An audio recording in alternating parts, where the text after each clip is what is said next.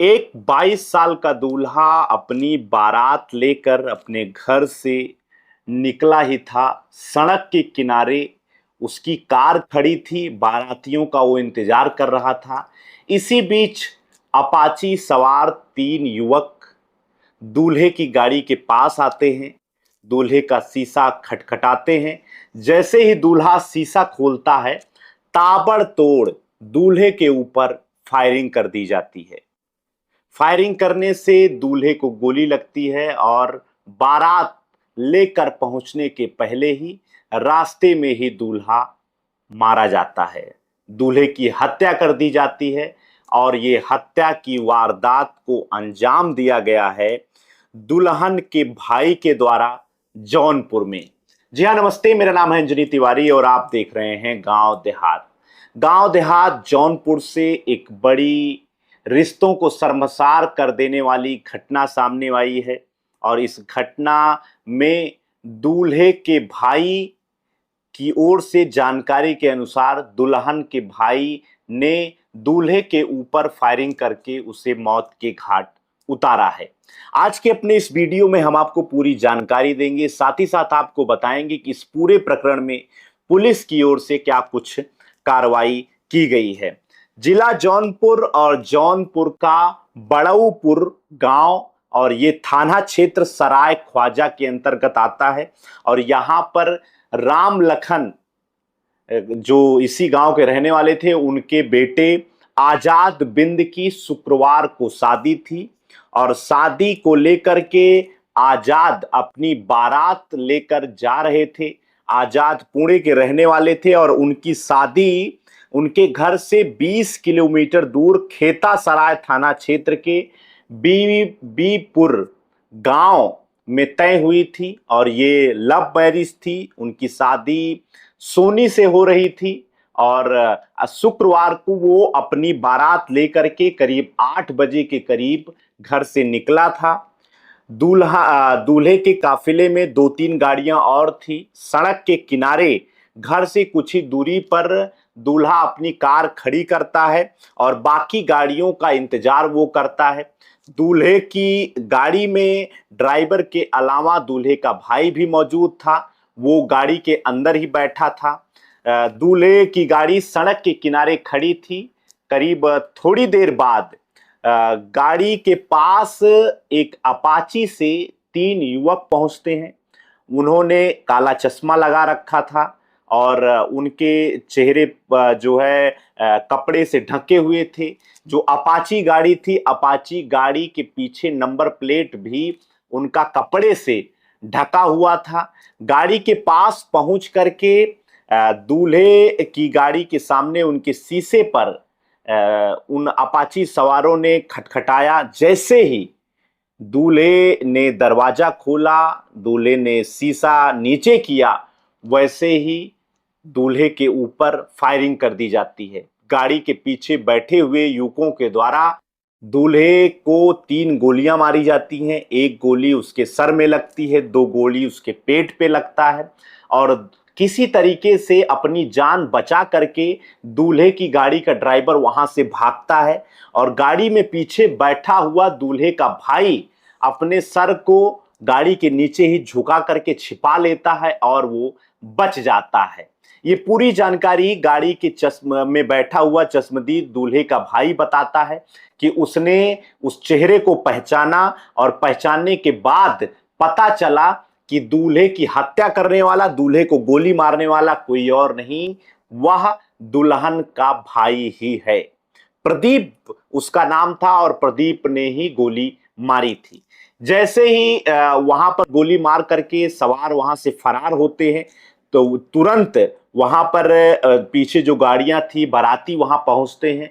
वो उनको दूल्हे को गाड़ी के बाहर निकालते हैं। खून से लथपथ दूल्हा था और उनको लेकर के सरकारी अस्पताल पहुंचते हैं और जहां पर डॉक्टरों की ओर से दूल्हे को मृत घोषित कर दिया जाता है।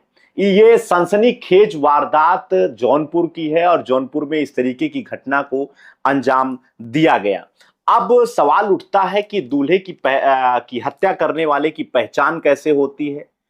मौके पर तुरंत वहां पर जौनपुर के पुलिस अधीक्षक, वरिष्ठ पुलिस अधीक्षक कुंवर अनुपम सिंह पहुंचते हैं। उनकी ओर से टीमें गठित की जाती हैं, परिवार की ओर से तहरीर दी जाती है और घटना का सीसीटीवी फुटेज, भागते हुए बाइक सवारों की सीसीटीवी फुटेज वायरल होती है और पुलिस को मिलती है। और दूल्हे के भाई आकाश की ओर से और दुल्हन सोनी ने आरोपियों की पहचान की और पता चलता है कि ये दुल्हन का रिश्तेदार, उसका भाई स्वयं जो है इस घटना में शामिल है और उसकी पहचान की जाती है। दुल्हन की जो दुल्हन सोनी थी, उसने बताया कि 2 साल पहले एक शादी समारोह में जो दूल्हा था जो है उससे उनकी मुलाकात हुई थी और मुलाकात के बाद उनकी शादी तय हुई थी। जो प्रदीप बिंद था, जो दुल्हन का भाई था, प्रकाश उसका नाम और भी था, वो इस शादी के खिलाफ था। उसने शादी ना करने की और बात ना करने की भी कहा था दुल्हन को, सोनी को, लेकिन वो नहीं मानी। और उसने आज, जिस दिन उसकी शादी हो रही थी, बारात आने वाली थी, सब कुछ तैयारियां हो चुकी थी, वो पहुंच करके दूल्हे को रास्ते में ही उसने गोली मार दी। ये घटना का कारण है। घटना लव मैरिज थी, शादी लव मैरिज हो रही थी। उसके बाद इस तरीके की घटना को दुल्हन की भाई की ओर से अंजाम दिया गया है। पुलिस ने भी इस पूरे प्रकरण का खुलासा किया है, पुलिस की ओर से जानकारी दी गई है।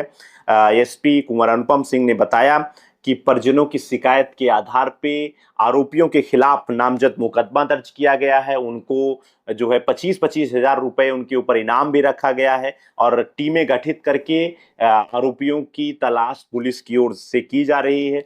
इस पूरे प्रकरण में सीओ शाहगंज गिरीन्द्र कुमार सिंह ने बताया कि मृतक दूल्हे आजाद बिंद के खिलाफ भी मारपीट का मुकदमा दर्ज था। वहीं जिसके ऊपर हत्या का आरोप लगा है, उसने जो है वो भी इन सब प्रकाश बिंद भी के खिलाफ भी जौनपुर और आजमगढ़ के कई थानों में मुकदमा दर्ज है।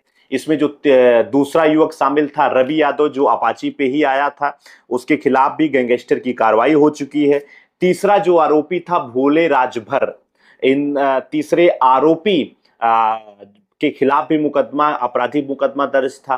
वो जिला पंचायत सदस्य और भाजपा नेता सोले राजभर का छोटा भाई था और उन्हीं के साथ मिल करके प्रकाश ने इस घटना को रवि यादव और सोले राजभर के साथ मिल करके, भोले राजभर के साथ मिल करके इस घटना को उनकी ओर से अंजाम दिया गया है। फिलहाल इस पूरे प्रकरण में पुलिस अधीक्षक अनुपम सिंह क्या कहते हैं, हम आपको उनका बयान सुनवाते हैं। साथ ही साथ आपको सुनवाते हैं दूल्हे का भाई जो मौके पर वहां पे मौजूद था, गाड़ी के अंदर था, और अन्य जो बाराती वहां पर थे वो इस पूरे घटना पर क्या अपनी बात कह रहे हैं। हम आपको उनका बयान भी सुनवाते हैं।